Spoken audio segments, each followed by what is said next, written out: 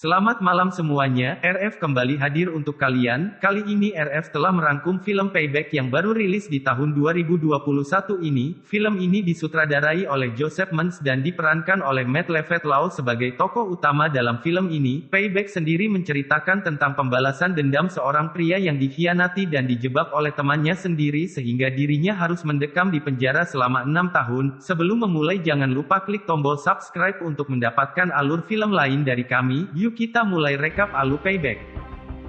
Film dibuka dengan seorang pria bernama Mickey yang bekerja di sebuah perusahaan bursa saham. Mickey sendiri merupakan seorang pialang yang bertugas untuk menghubungkan antara investor dengan pasar modal yang mana terlihat di sini ia mendapatkan tepuk tangan dari teman-temannya, dan juga atasannya bernama Ricky, atas banyaknya keberhasilan yang ia raih. Kemudian Ricky mengajak mereka semua untuk meeting bersama pimpinan perusahaan bernama Tuan Puska, agar perusahaan mereka berkembang dengan cepat. Di sini Mickey mengusulkan untuk membuat anak perusahaan, namun ide tersebut dibantah keras oleh Ricky. Kemudian Mickey menemui seorang investor bernama Frank yang ternyata Frank ingin membatalkan kerjasama kemudian meminta uangnya dikembalikan, karena sudah 2 bulan ia tidak ada mendapatkan bagiannya. Mickey pun berusaha kembali meyakinkan Frank namun Frank tetap dengan keputusannya. Namun saat Mickey ingin mentransfer dana milik Frank, akun Frank tersebut sudah kosong. Ricky mengatakan ia akan memeriksanya, mungkin saja itu hanya kesalahan sistem. Sepulangnya dari kerja, Mickey membawa istrinya yang bernama Judy berkunjung ke rumah neneknya dan terlihat di sini mereka sedang bersiap untuk menyambut kelahiran anak pertama mereka. Mickey lalu menemui kakeknya yang berada di dapur untuk kemudian berbincang dan minum bersama.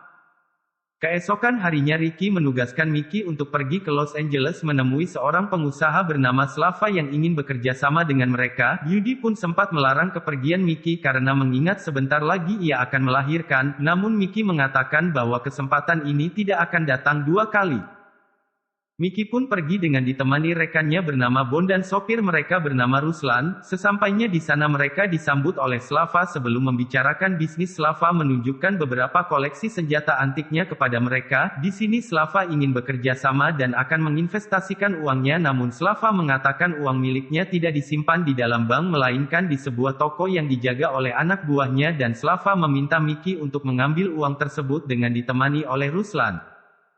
Saat tiba di sana keanehan mulai terjadi yang dimana Ruslan tiba-tiba menyerang dan menembak mati si pemilik dan penjaga toko. Mickey pun bergegas membawa Bon yang terluka pergi ke rumah sakit, namun Bon tidak bisa diselamatkan sedangkan Mickey ia menjadi tersangka. Kuasa hukum bernama Jacob mengatakan bahwa Mickey ditangkap atas pembunuhan yang ia lakukan dengan barang bukti pistol yang ditemukan di TKP, dan itu tidak bisa dibantah oleh Mickey, karena bukti itu diperkuat dengan adanya sidik jari Mickey pistol tersebut. Bisa disimpulkan bahwa ia telah dijebak dengan pistol yang ia pegang di rumah Slava sebelumnya. Jacob juga mengatakan ia akan dihukum maksimal 10 tahun dan akan dibebaskan dalam waktu 6 tahun jika ia berperilaku baik. Singkat cerita 6 tahun sudah berlalu, Mickey pun dibebaskan, yang mana terlihat di sini sudah ada kakeknya yang bersiap menjemputnya. Kakeknya mengatakan bahwa anaknya kini sudah besar dan ia bernama Lana. Setibanya di rumah ia disambut oleh anak istrinya. Judy pun mengatakan kepada Lana bahwa ini adalah ayahmu, namun terlihat di sini Lana sedikit canggung dengan Mickey. Mickey pun berusaha memperbaiki itu semua dan mulai menjalin kedekatan dengan anaknya. Sepulangnya mengantar Lana ke sekolah, temannya bernama Lenny mengunjunginya dan memberikannya beberapa uang berharap Mickey bisa bangkit kembali. Malam harinya Mickey bersama istrinya datang ke sebuah pesta untuk bertemu kembali bersama teman-temannya. Namun Mickey terus terbayang-bayang dengan kejadian yang menimpanya 6 tahun yang lalu, dan ini adalah Catherine yang merupakan sekretarisnya Pustaka. Ia pun membawa Mickey untuk bertemu Puska, dan di sini Puska memintanya kembali bergabung dan menawarkannya pekerjaan baru, yaitu bisnis senjata ilegal dengan Slava, seseorang yang sudah menjebaknya. Mickey pun mengatakan bahwa ia akan mempertimbangkan tawaran tersebut. Mickey sendiri ternyata sudah mengetahui bahwa Ricky telah bekerja sama dengan Slava untuk menjebak dirinya, namun istrinya meminta kepada Mickey untuk memulai kembali dari awal dan melupakan semua yang sudah terjadi, karena selama Mickey di penjara Ricky lah yang banyak membantu mereka, dan ia tidak ingin jika Ricky berakhir di penjara penjara lagi. Esok harinya Mickey pergi menemui Frank untuk mengembalikan sebagian uangnya dan di sini terungkap bahwa Ricky telah membohongi Frank dengan mengatakan bahwa uangnya dibawa kabur oleh Mickey keluar kota. Mengetahui itu Mickey menemui Pustaka untuk menyetujui pekerjaan yang Puska tawarkan sebelumnya. Mickey mengatakan bahwa ia memiliki teman lama di Texas yang bisa memenuhi barang yang mereka butuhkan. Pria ini bernama Tito, yaitu seorang penjual senjata ilegal yang berkedok pabrik kain. Mickey juga meminta Tito untuk menemaninya membawa senjata itu ke Los Angeles dengan bayaran $5.000. Setelah melakukan transaksi ia pun membayar Tito lalu mengatakan bahwa ia akan pergi menemui teman lamanya yang ada di sini, yang ternyata ia pergi untuk mengintai Slava namun tiba-tiba ia dihadang oleh anak buah Slava, yang kemudian membawanya ke sebuah gudang.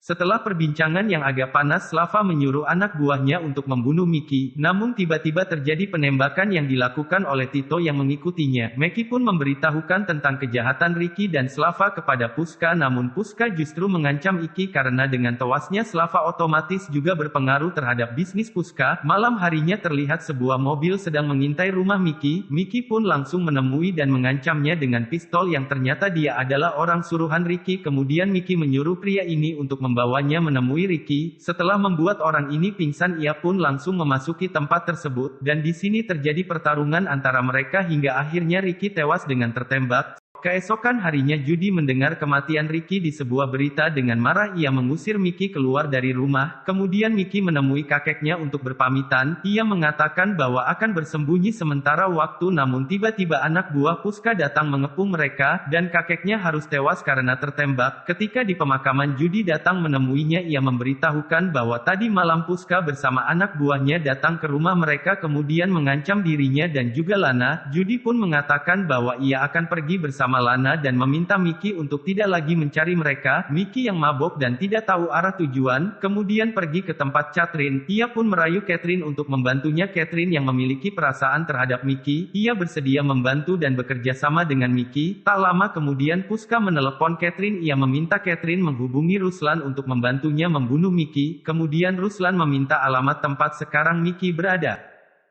Malam harinya terlihat Ruslan dan Puska bersama anak buahnya datang ke rumah Mickey, namun di sana sudah ada Mickey bersama Catherine yang bersiap menyambut mereka. Hingga saat mendengar suara pintu, Mickey pun langsung mematikan lampu, lalu kemudian menembak Ruslan dan Puska. Di akhir film diperlihatkan Mickey dan Catherine yang sekarang mengambil alih perusahaan milik Pustaka dan film pun selesai.